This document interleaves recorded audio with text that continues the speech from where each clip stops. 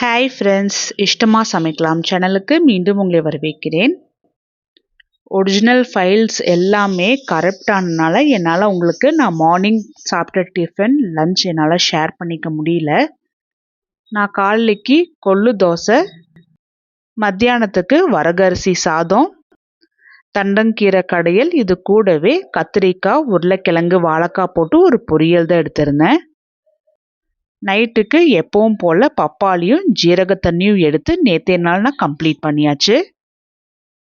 நாளைக்கு செய்கிறதுக்காக நான் கம்பும் உளுந்தும் ஊற வச்சுருந்தேன். 1 டம்ளர் கம்புக்கு 1/2 டம்ளர் உளுந்து நான் ஊற வச்சுருந்தேன். இதோட வீடியோ எல்லாமே டெலீட் ஆனதுனால என்னால் உங்கள் கூட ஷேர் பண்ண முடியல. நைட்டுக்கு கம்பு உளுந்தும் நல்லா ஊறி இருந்தனால நான் மிக்ஸி ஜார்லேயே போட்டு தேவையான அளவுக்கு தண்ணி ஊற்றி நான் அரைச்சி எடுத்துக்கிட்டேன்.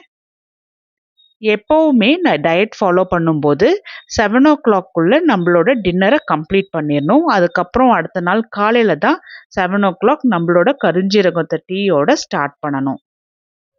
என் கூட யாரெல்லாம் இன்டர்மீடியட் ஃபாஸ்டிங் இருக்கீங்கங்கிறத மறக்காமல் கமெண்ட் பண்ணுங்கள். இன்டர்மீடியட் ஃபாஸ்டிங் இருந்தோம் அப்படின்னா தான் 0 கேலரி டயட் இருக்க முடியும்.